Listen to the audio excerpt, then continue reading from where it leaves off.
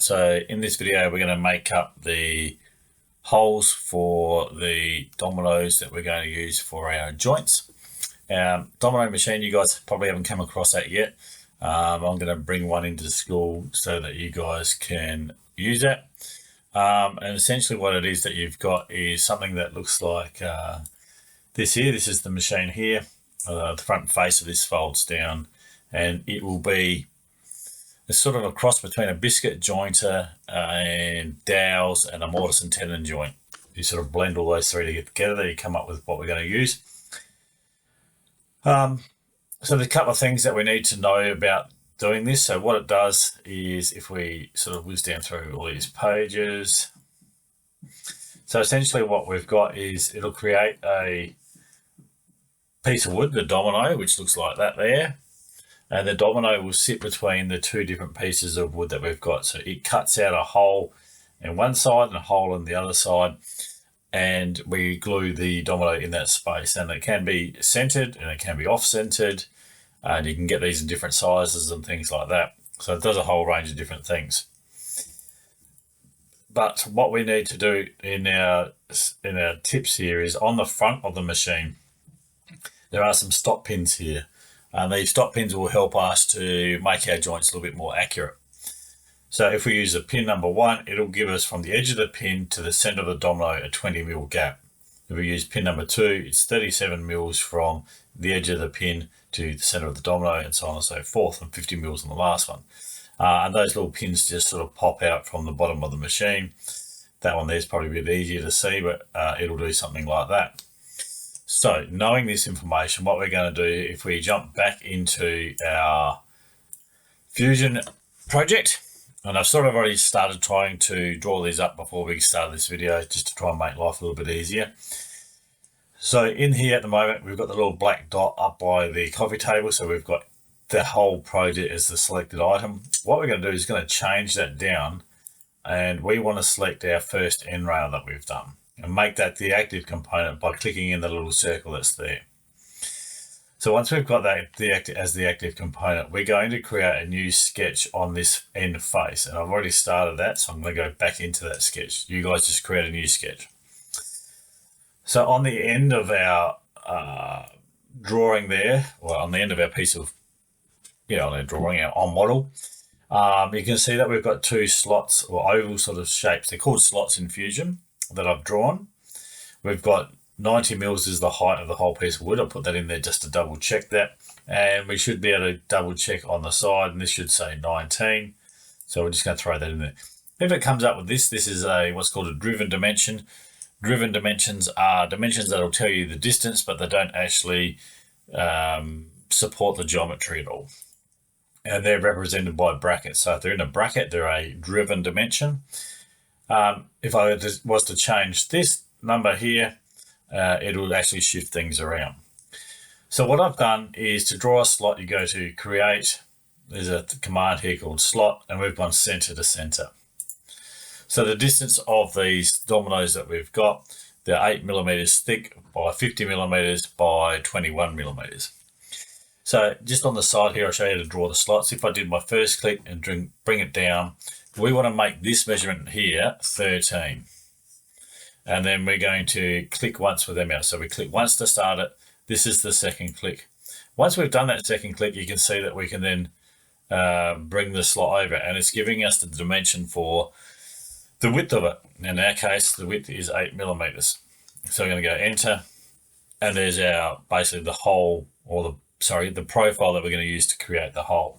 So you do that process there, but you draw that on your face of your materials here. So once we've done that, we're going to dimension from the end of the piece of wood to the first dot that's in that center point there. Now this dot here is 20 millimeters, and I'll double click on this, minus half of 13. And so you can either work that out on a calculator in your head, or you could actually write, I'll leave that there on the screen, you can write that there. So I did 20 millimeters minus, and then in brackets, 13 divided by 2, and then it's put that as a times 1 in those brackets. And what that does is it'll work out the distance and calculate that all for us. So that's what we want, is 13.5. Now, if we've got two that we're going to be doing the same thing to, what we can do is use this up here called there's an equals constraint up here. And if I went to that and I went, okay, this one here is going to let me, oh, won't let me do dimensions. Oh, that's a poo. All right, let's go to this, see if we can do it another way.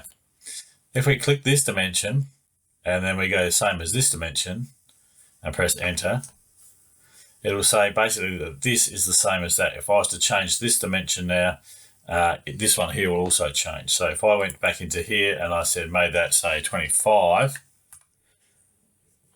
oops, not 205, 25 and press enter, you can see that they both move together. So learning how to do dimensions properly is a really powerful way of being able to adapt your sketching and geometry on the fly. Okay, so we've got those two things equal. Next one that we're going to do is make sure that this is centered. So we're going to go from there to there. And that, when we go to that, is that dimension there divided by 2. So we want half of 19. And there it is, 9.5. What we can do is we can do the same again down the bottom. So I could say put a dimension in there. We can also use constraints up here, and I should be able to align that up to that, or that to that. Not going to work. Come on. Constraint has already been applied. Oh, must have already done. Oops. Cancel that. Well, let's just double check that. So we can double check that by putting in a dimension there. Let's have a quick squeeze. Oh, no, that's not aligned up. I don't know what's going on there. So let's do the same as what we did before and go that there is the same as this dimension and go enter, and we'll line them up like that. So there's our two holes with all the dimensions that are in there. You can just type, now that I've worked it out for you, you could just type in the numbers there. But have a go at trying to work that out yourself manually and see how you go. I'm going to delete that. Okay, so our next step is, once we've got our patterns, our profiles done, we're going to go finish sketch. And we're left with these two circle patterns. I'm going to bring it sideways a little bit to make it a little bit easier. We're going to go extrude. We're going to select the first slot and we're going to select the second slot. And they need to be cut back in. And they're going to go back in -25. So then we're doing these as a cut and go okay. So left with two holes in the end of your board. Now you need to repeat that on the other side. Now, to save you from doing all those dimensions on one side to the next end, from one end to the other, what we can do is we can mirror those features. So to do that, we need to put what's called a work plane in the middle. So we're going to go construct, and we've got one here called mid plane, and we're going to make that between face number 1 and face number 2, and it puts a plane in the middle of our board. Okay, now you can use work planes to draw upon. You can use them to, in our case, mirror things around. They're really handy things to know how to use and create. So now we're going to go modify. Is it modify? No, create. And we've got mirror down the bottom here under create. Click on that. Under object type, we want to go to feature. So we're going to mirror the feature that we just made. So that was that extrusion there. So you can see once we mouse over it, it comes up blue. We're going to select our mirror plane, which is that plane that we just created. And you can see them down there in the other end already. Spin that around and click OK. And we should have the slots at the other end. Okay, so that's how we put the little domino spots in. So you need to do that for all 4 of the rails, that process. So follow that process, do it for all 4 rails.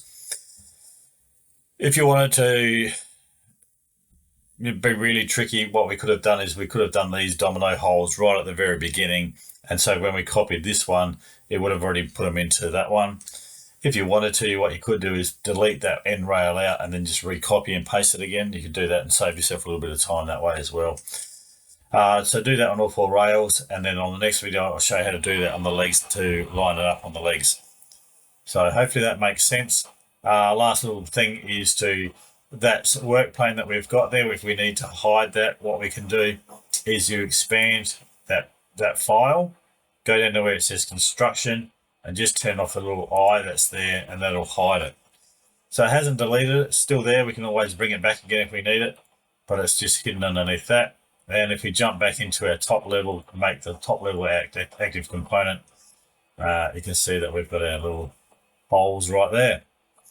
Thanks for watching this video. We'll jump into the next video and look at the domino holes for the legs, and we'll go from there. Thanks for watching.